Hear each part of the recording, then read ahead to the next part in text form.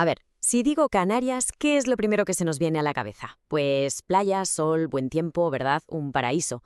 Pero, ¿y si digo que detrás de esa postal idílica hay una lucha? Una lucha de siglos por algo tan básico como el agua. Una batalla silenciosa, constante, que define a las islas. Y aquí está la gran pregunta, la clave de todo. Pensemos en ello. Es un archipiélago, islas volcánicas, preciosas sí, pero sin ríos. Ni uno solo que lleve agua todo el año. Entonces, ¿de dónde? ¿De dónde sale el agua? ¿Cómo es posible mantener a la población y además a millones de turistas? Bueno, pues vamos a desentrañar este misterio. Para que nos hagamos una idea de la escala del problema, los números hablan por sí solos. En España, la media de recursos hídricos es de unos 2.400 hectómetros cúbicos por habitante al año. En Europa, sube a 4.500. Y en Gran Canaria, pues agárrense. 70. 70. La diferencia es brutal. Estamos hablando de una escasez hídrica que roza lo extremo. Entonces, ¿cómo lo han hecho? ¿Cómo es posible vivir ahí? Bueno, la primera parte de la respuesta, curiosamente, no está en el suelo, sino más bien en el cielo.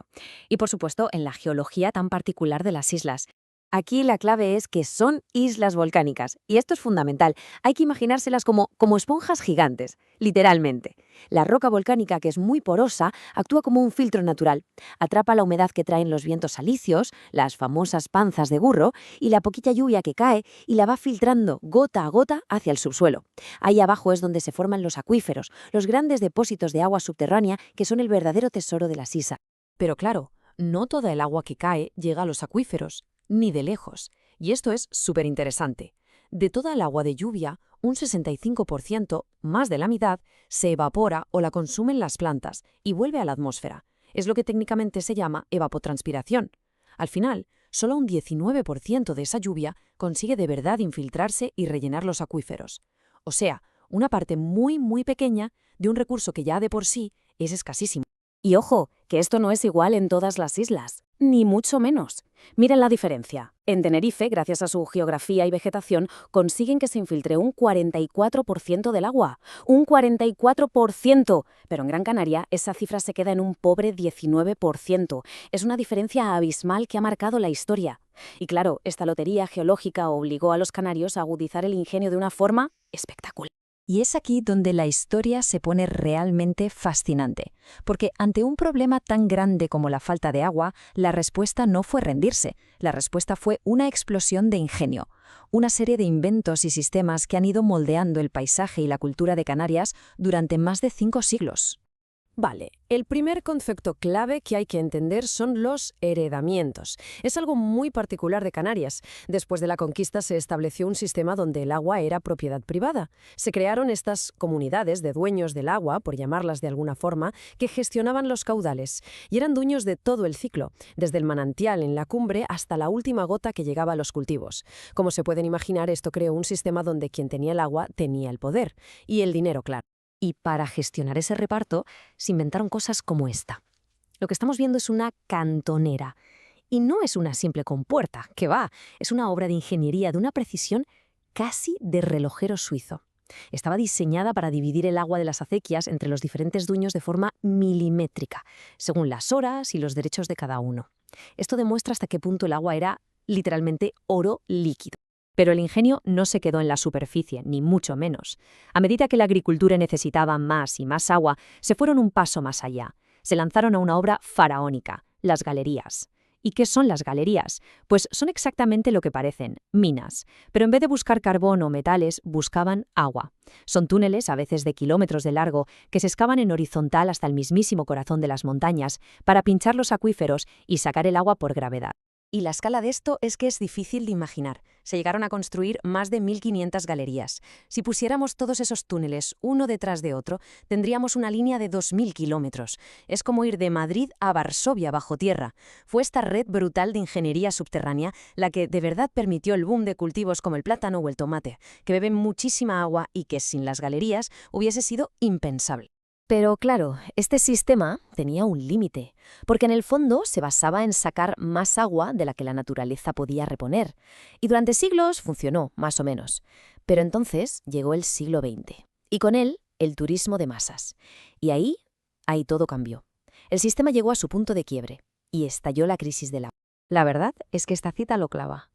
El modelo de desarrollo basado en el sobreturismo no es sostenible y está poniendo en riesgo un recurso vital para la vida en las islas.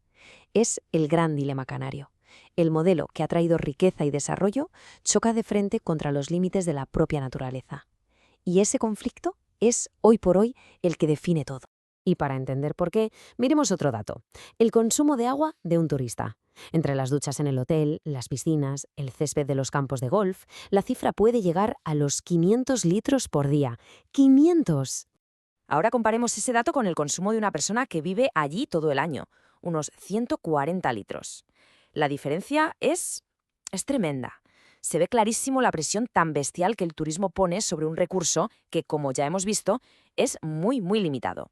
Y esto no es teoría, las consecuencias ya están aquí. Es un efecto dominó. Se saca más agua de la que entra, así que el nivel de los acuíferos baja. ¿Qué pasa entonces? Que el agua del mar empieza a filtrarse tierra adentro, salinizando los pozos. Manantiales que llevaban ahí siglos simplemente se secan. Además, la agricultura intensiva contamina el agua que queda con nitratos. Y al final, para la gente que vive allí, esto significa una cosa: cortes de agua, cada vez más a menudo. Así que, con las galerías secándose y los pozos salados, ¿qué quedaba? Pues lo de siempre en Canarias, reinventarse. Si ya no se puede sacar más agua de la tierra, habrá que fabricarla. Literalmente, fabricar agua dulce. Y aquí se abren dos caminos principales. El primero y más importante es la desalinización, coger agua del mar y, a través de un proceso industrial, quitarle la sal para hacerla potable. El segundo es la reutilización, o sea, coger las aguas residuales de las ciudades, depurarlas en plantas de tratamiento y usarlas para regar campos, jardines o campos de golf. Y que nadie piense que esto es algo para el futuro. No, no, es el presente. Hoy mismo, si alguien se bebe un vaso de agua en Santa Cruz de Tenerife, hay casi un 50% de probabilidades de que esa agua hasta hace poco fuera parte del Océano Atlántico. La dependencia de la tecnología de desalinización ya es absoluta. Pero, claro, esta solución tecnológica tiene su cara D. No es una varita mágica. Primero, desalar agua consume una barbaridad de energía, muchísima, y esa energía en Canarias viene sobre todo de quemar combustibles fósiles. Segundo, genera un residuo, la salmuera, que es agua con una concentración de sal altísima y que se devuelve al mar afectando a la vida marina. Y por si fuera poco, después de todo ese esfuerzo para producirla, se calcula que hasta un 30% del agua se pierde por fugas en las tuberías antes de llegar a los grifos. Un 30%, es tremendo. Al final todo nos lleva al mismo punto. La historia del agua en Canarias es una increíble saga de ingenio, de adaptación al límite.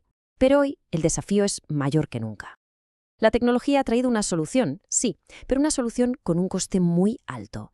Y la gran pregunta, la que queda flotando sobre las islas, es esa: ¿puede la tecnología por sí sola sostener el paraíso? Y sobre todo, ¿a qué precio? ¿Cuál es el coste energético, medioambiental y social que estamos dispuestos a pagar para que la postal siga pareciendo idílica?